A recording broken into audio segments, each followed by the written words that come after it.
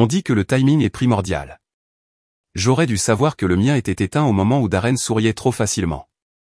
C'était un lundi matin, trop tôt pour un faux optimisme. Mais c'était là, affiché sur son visage comme un politicien avant la semaine des élections. J'avais répété mes arguments tout le week-end, croissance des revenus, fidélisation des clients, système crossbar. J'ai conçu le déploiement dans 6 pays, 5 années de travail qui ont transformé un flux de travail régional maladroit en une centrale mondiale de KPI. Et au dernier trimestre, ce système nous a aidés à conclure un accord de 60 millions de dollars. Une augmentation n'était pas une récompense, c'était une reconnaissance tardive. Darren n'était PDG que depuis 3 semaines. Il est arrivé avec cette énergie extérieure classique, des costumes propres, des mots à la mode plus pointus, aucune réelle compréhension des systèmes existants. Mais je lui ai donné le bénéfice du doute. Je n'avais aucune raison de ne pas le faire. Pas encore. Merci d'être venu, Tina, dit-il en désignant le siège en face de lui.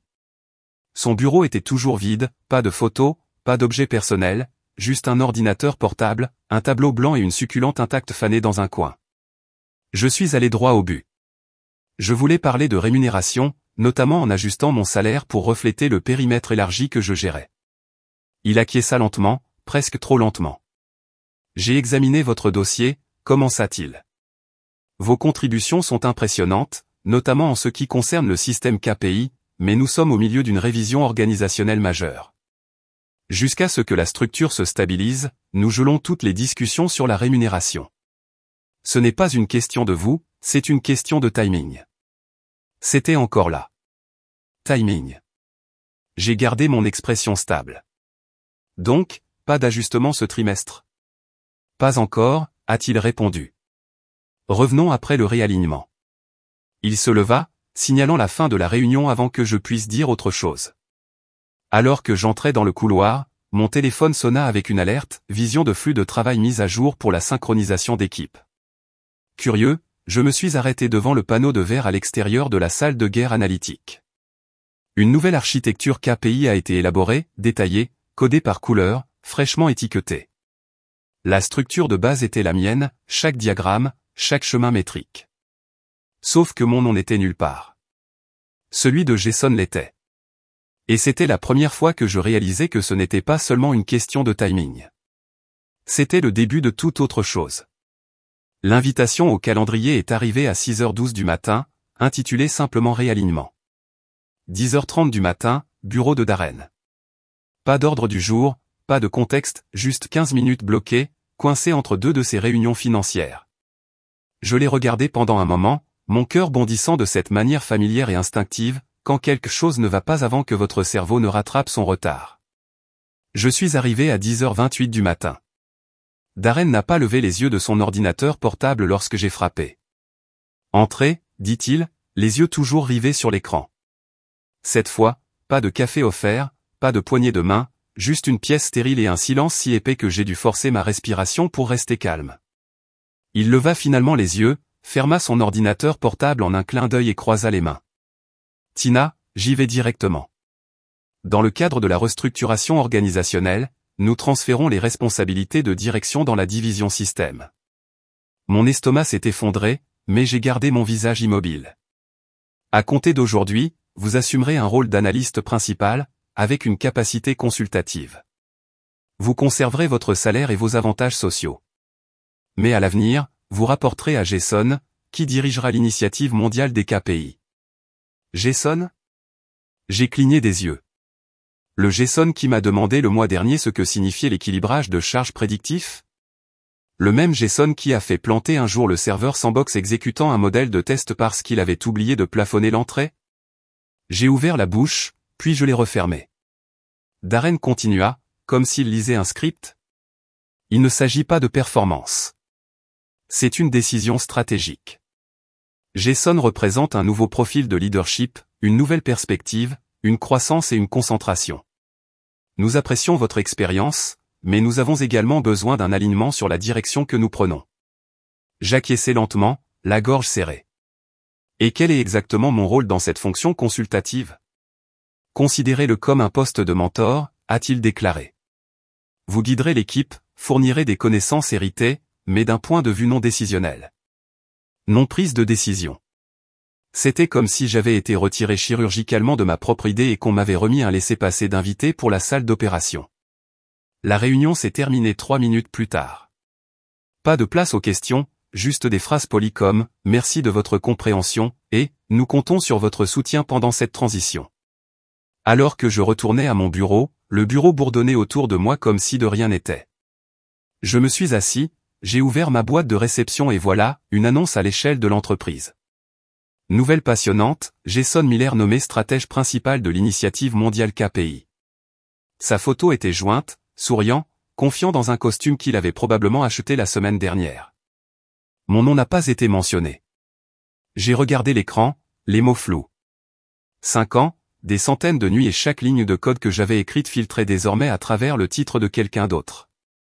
Le choc me maintenait immobile, mais quelque part en dessous, plus profond que la blessure, un sentiment différent s'éveillait, quelque chose de plus aigu, pas de colère, mais de conscience. Ce n'était pas un réalignement. C'était une gomme silencieuse. La réunion à l'échelle de l'entreprise a commencé à 9h15 du matin. J'étais assis dans la rangée du milieu de l'auditorium, 3e siège en partant de la gauche, suffisamment près pour être vu, suffisamment loin pour disparaître. Darren se tenait au centre de la scène, tenant le micro avec le même charisme raffiné qu'il portait depuis le premier jour. L'écran derrière lui affichait une animation en boucle de graphiques ascendants, de logos de contrat et du titre blanc en gras. La vision stratégique du 2e trimestre évolue plus intelligemment. Sa voix résonnait avec confiance. Avant de plonger dans le vif du sujet, je souhaite rendre hommage à quelqu'un qui a joué un rôle déterminant dans la transformation de notre infrastructure KPI, un système qui est désormais au cœur de notre expansion mondiale de 60 millions de dollars. Pendant une fraction de seconde, mon souffle se coupa. Une petite partie têtue de moi espérait encore, peut-être, juste peut-être, qu'il ferait la bonne chose. Laissons tomber Jason Miller, notre nouveau stratège principal. Les applaudissements ont explosé dans la salle. Jason se tenait près de l'allée, souriant, ajustant son blazer alors qu'il se dirigeait vers la scène comme si c'était toujours censé être le sien.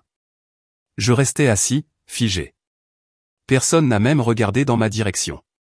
Darren a poursuivi, Jason a été le fer de lance de notre nouvelle logique de métrique, a simplifié les couches de suivi des performances et a conduit une culture d'analyse proactive inégalée sur le marché. J'ai regardé le diaporama derrière eux, mes diapositives, mon cadre.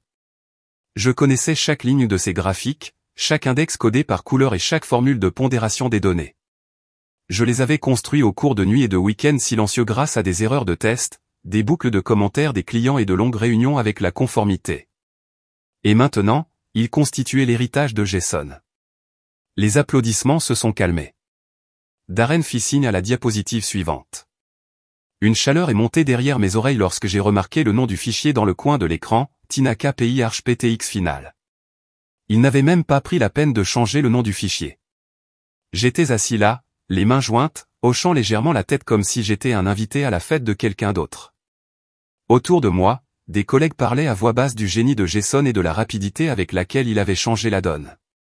Mon badge était plus lourd que d'habitude autour de mon cou, comme un badge pour une personne qui n'existait plus.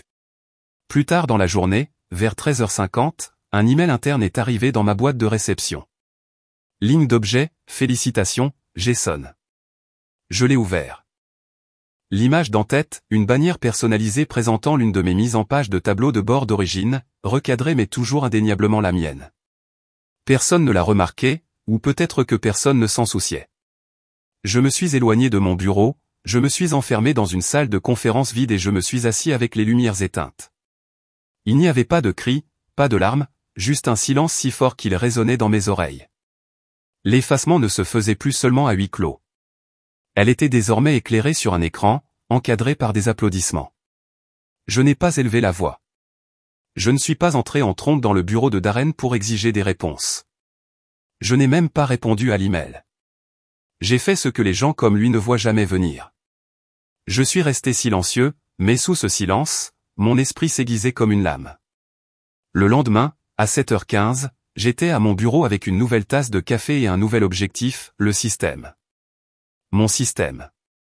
J'ai ouvert l'architecture Bacan, creusé dans les couches principales et tracé les flux de données du serveur au tableau de bord. Jason avait déjà commencé à mettre en œuvre des changements, ajustements au niveau de la surface des conventions de dénomination, modifications esthétiques de la mise en page. Mais les fondations sont restées intactes. Ils n'avaient pas osé modifier les os, probablement parce qu'ils ne savaient pas comment le faire. Ce qu'ils ne savaient pas non plus, c'est que j'avais intégré des microstructures dans tout le système, de minuscules correctifs logiques destinés à stabiliser l'équilibreur de charge, à recalibrer le temps de latence ou à nettoyer automatiquement les entrées redondantes.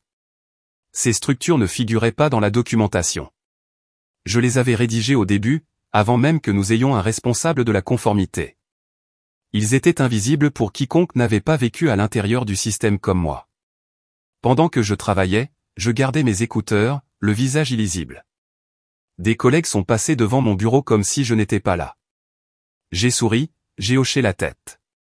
Mais derrière mon écran, ligne par ligne, je me familiarisais avec chaque décision que j'avais jamais prise. Et c'est à ce moment-là que je l'ai vu enfoui profondément dans le module logique central, le moteur qui supportait tout. Le modèle prédictif, le KPI, le simulateur de prévision des risques. Tout fonctionnait toujours sur NeutraFrame, un framework propriétaire dont j'avais obtenu une licence privée il y a 3 ans lorsque la demande de budget de l'équipe avait été refusée. À l'époque, j'avais acheté la licence avec mes propres fonds. J'avais besoin de stabilité et je ne pouvais pas attendre les formalités administratives. Personne ne l'avait jamais mis à jour. Personne ne l'avait jamais remplacé. J'ai ouvert le panneau de licence. Propriétaire, Tina Reyes. Type de licence, entreprise de développement. Statut, actif, se renouvelle automatiquement en mars 2026. Je me suis assis sur ma chaise. Ce cadre n'appartenait pas à l'entreprise. C'était lié à mon nom, à ma carte de crédit, à ma signature. Il m'avait rétrogradé, effacé de la conversation, mais il gérait toujours l'intégralité de leur opération de 60 millions de dollars sur un squelette qui m'appartenait. Je n'ai pas dit un mot. Ni ce jour-là, ni le lendemain. Pas de confrontation dramatique, pas de menaces, juste des révisions silencieuses, des déplacements, des isolements, des préparations. Parce que s'ils pensaient que je n'avais plus le pouvoir, ils ne regardaient que la surface. Et surface n'a jamais raconté toute l'histoire. Les vrais systèmes fonctionnent toujours en dessous. À 8h20 du matin, j'étais déjà dans le système, les écouteurs allumés, les yeux fixes, la respiration calme. Ils pensaient que j'allais simplement passer à autre chose. Jason avait pris ma place. Darren était passé à sa prochaine représentation en salle de conférence. Les RH avaient déjà réaffecté mes responsabilités en puces bien rangées. Personne ne se doutait de rien. Parfait. Je n'étais plus en colère. Ce genre de chaleur est désordonné et imprévisible. Ce que je ressentais maintenant était plus cool, chirurgical, précis. Je connaissais chaque os du système, chaque terminaison nerveuse, et je savais exactement comment lui faire chanter un air si doux. Personne ne remarquerait la pourriture sous-jacente jusqu'à ce qu'il soit bien trop tard. J'ai commencé avec l'algorithme d'attente KPI. À l'origine, je l'ai conçu pour récompenser l'équilibre, la satisfaction des clients, le taux de rétention, la précision de la conversion des leads, les signaux sains et la croissance honnête. Mais sous le nouveau style de gestion de Jason, le volume était roi. Alors, je me suis penché dessus.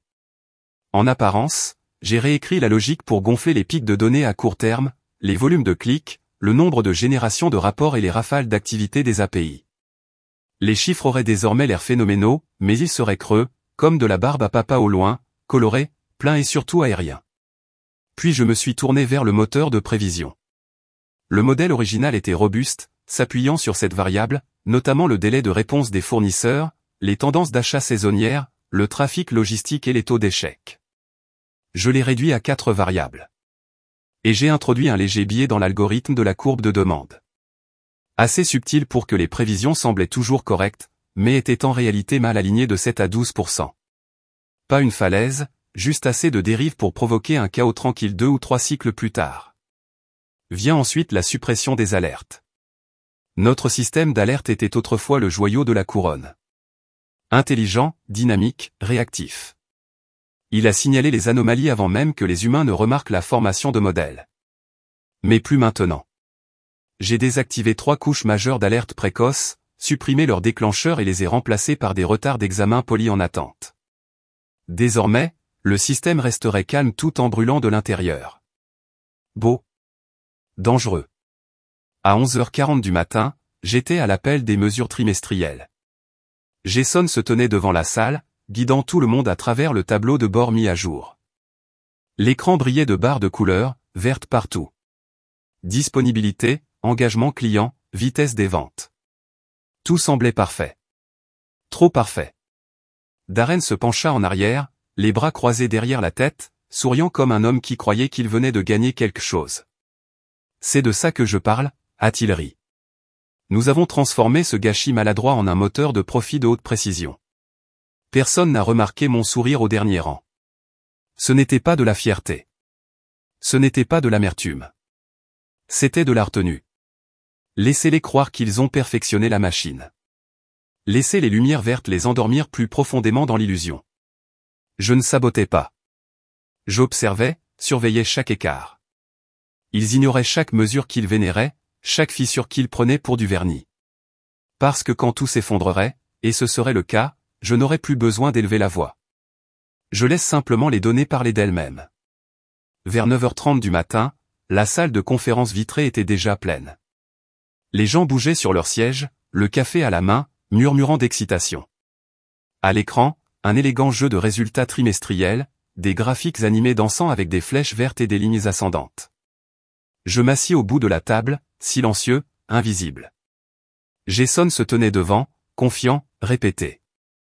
Il portait un blazer bleu marine qui portait encore de légères lignes de pliage provenant du rayonnage du grand magasin. Il s'éclaircit la gorge.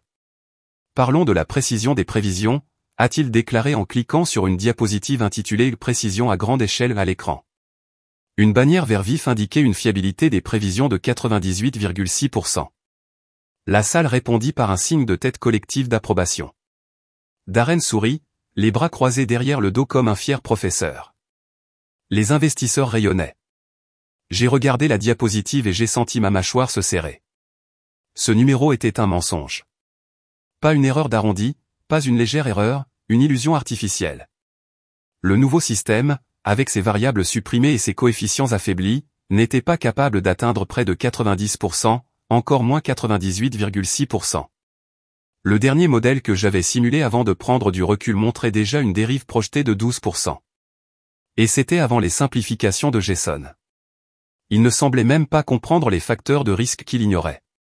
Ou pire, il le savait et s'en fichait. Les délais de livraison de nos clients se sont améliorés de 14%, a-t-il ajouté en cliquant sur le bouton suivant. Les ruptures de stock ont atteint un plus bas historique. Nous sommes en avance de 3 mois sur la courbe du marché. La vérité ? Les livraisons s'amélioraient uniquement parce que le système d'alerte avait été désactivé. Ils ne voyaient pas les expéditions manquées, les retards, les factures incompatibles parce que personne n'écoutait. Et les ruptures de stock ? Le calcul avait été modifié pour retarder la reconnaissance jusqu'à 2 cycles plus tard. C'était comme désactiver un détecteur de fumée, puis célébrer que rien n'a jamais pris feu. J'ai regardé autour de la pièce. Tous les visages hochaient la tête, approuvant. Darren se pencha. Jason, ce sont quelques-unes des meilleures mesures de performance que nous ayons jamais vues. Des applaudissements ont suivi, des sourires, un contact visuel, une affirmation, et je suis resté assis là, le visage impassible. Ils applaudissaient pour quelque chose que j'avais construit et tranquillement démonté. Ils faisaient l'éloge d'une version du système qui n'existait plus, fonctionnant sur des algorithmes conçus pour tromper, habillés dans le langage du progrès. Mais je n'ai rien dit car plus l'illusion durait longtemps, plus la fracture éventuelle était profonde. Et je n'allais pas l'arrêter. J'allais le documenter. Ce soir-là, à 18h40, je consultais les fichiers de tendance historique sur mon terminal personnel. J'ai suivi la dérive des performances au cours des 5 dernières semaines, mettant en évidence les faux gains et les écarts non signalés. Pendant que j'enregistrais le fichier, une notification a été envoyée. Demande de message LinkedIn de Priyan, vice-président client, Northbridge Health. Mon cœur a fait un bond. Je l'ai ouvert. Bonjour, Tina. Petite question. Supervisez-vous toujours le système KPI ? Nous avons remarqué récemment des changements étranges dans les sorties de données.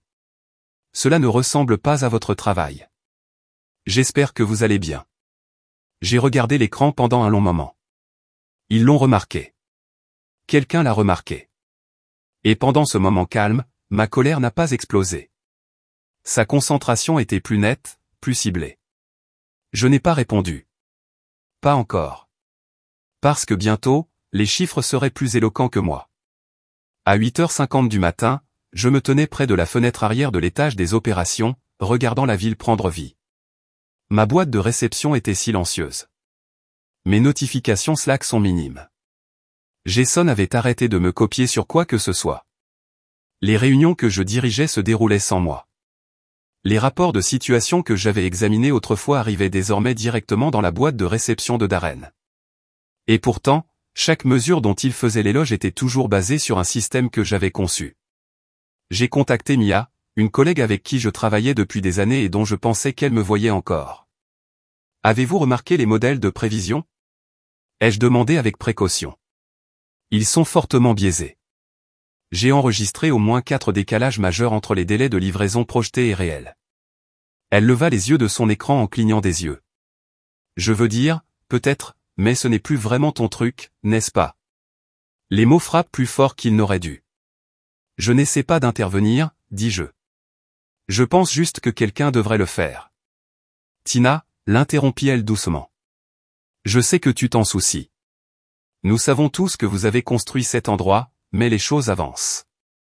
Il est peut-être temps d'arrêter de s'accrocher. Je suis resté là une seconde de trop, puis j'ai hoché la tête, me forçant à sourire poliment. Droite.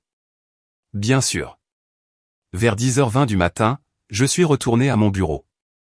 L'entreprise ne s'était jamais sentie aussi pleine et aussi vide à la fois. Les conversations ont eu lieu autour de moi, mais pas avec moi. Les gens passaient sans contact visuel. C'était comme si j'étais devenu un bruit de fond, une partie des meubles qu'ils avaient oublié de remplacer. Et puis l'email est arrivé. Objet, retard de commande urgent.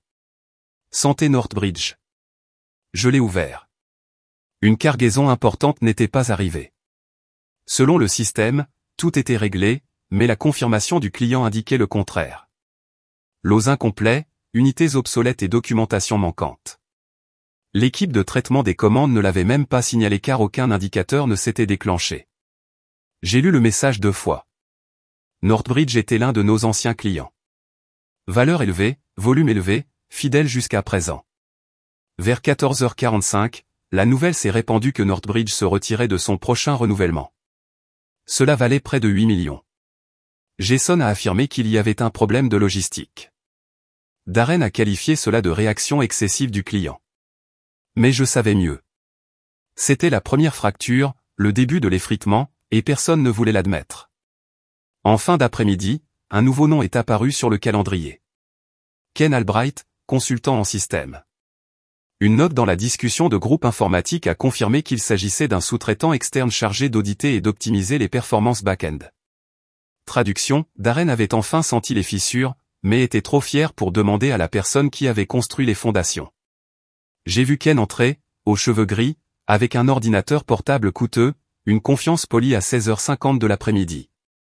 Il était penché sur le moniteur de Jason, plongé dans le code. J'écoutais depuis quelques bureaux. J'essaie de retracer le module prédictif, a déclaré Ken. Mais où est l'appel logique de niveau supérieur? Ce framework contient des références cachées que je ne peux pas cartographier. C'est comme des éléments hérités. Jason l'interrompit. Elle a rendu les choses compliquées exprès. Ken haussa un sourcil. Ou peut-être juste avancé. Jason n'a pas répondu. Moi non plus, car j'étais déjà sorti de ce cercle. Je ne faisais pas partie de leur solution ni de leur blâme. J'étais seul à l'extérieur, regardant les fondations glisser sous leurs pieds. Et pour la première fois, je n'ai pas essayé de l'arrêter. À 7h15 du matin, j'étais seul au bureau comme prévu. Pas de lumière, pas de bavardage, seulement la lueur de mon écran et le tapotement silencieux et rythmé des touches. Je portais désormais le silence comme une armure. Solide, familier, inébranlable. La réunion du conseil d'administration était prévue à 8h30 du matin. Ils examineraient le rapport trimestriel sur les systèmes. Le même ensemble de mesures raffinées et trompeuses que Jason avait passé la semaine à embellir. J'avais déjà vu le deck. C'était une symphonie de graphiques verts, de KPI enrobés de sucre et de réalisations marquantes basées sur un système qui ne reflétait plus la réalité. Mais cette fois, les données seraient plus éloquentes que le script.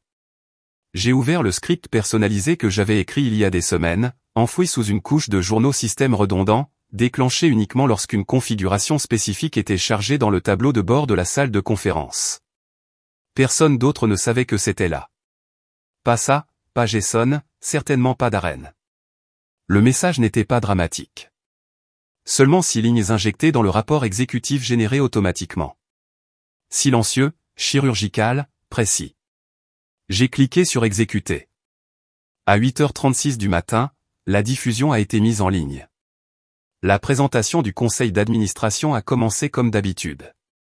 Jason a cliqué sur son introduction, souriant, sûr de lui, portant le même blazer bleu marine de chaque grande réunion. Darren hocha la tête, se penchant avec un engagement performatif. Puis vint la 3e diapositive. La salle fit une pause. Sur l'écran, intégré au bas du graphique du modèle de prévision, une nouvelle ligne de texte est apparue dans une police gris pâle. Presque facile à rater. Les chiffres sont optimisés. Ce n'est pas réel. Demandez qui a changé le noyau. Silence. Quelqu'un toussa. Jason fixait l'écran en clignant des yeux. Darren se pencha en avant. Louché.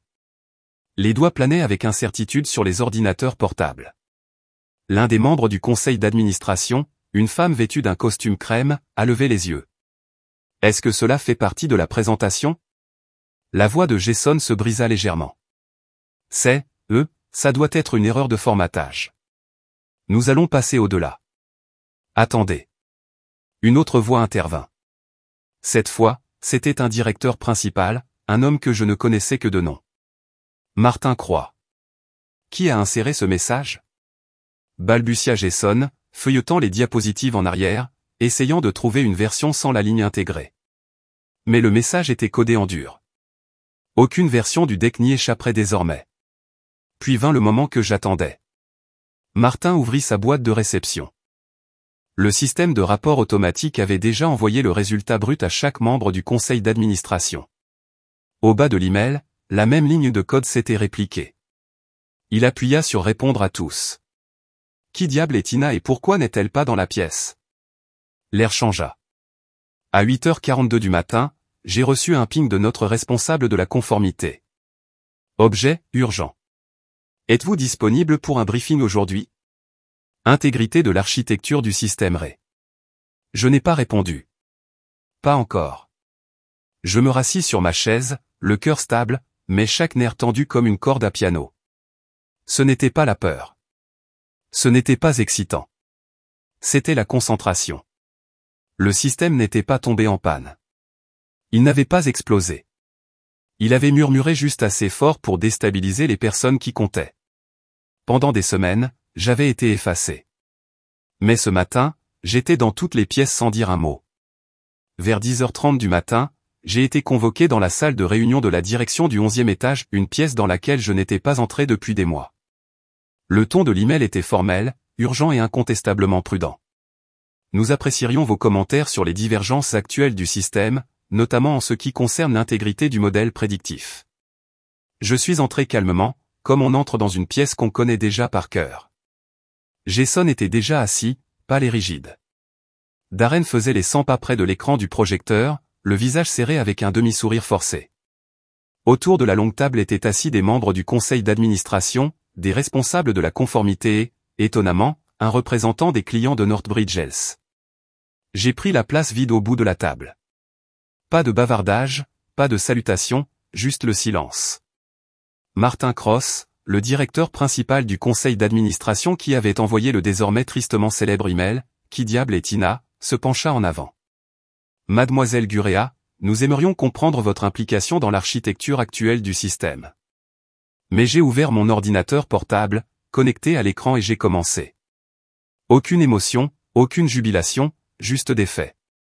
Le moteur prédictif produit actuellement des résultats inexacts en raison de configurations de poids modifiées.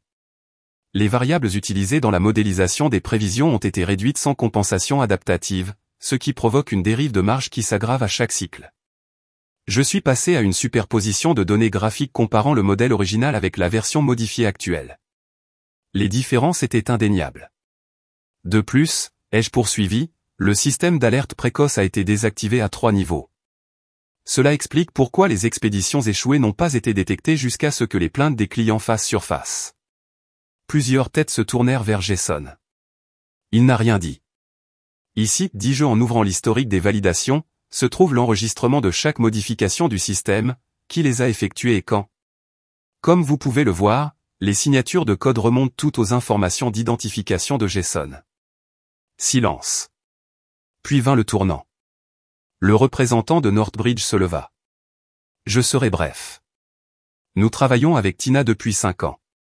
Notre succès opérationnel repose sur son système. Lorsque la qualité a chuté, nous savions que quelque chose n'allait pas. Nous comprenons maintenant pourquoi.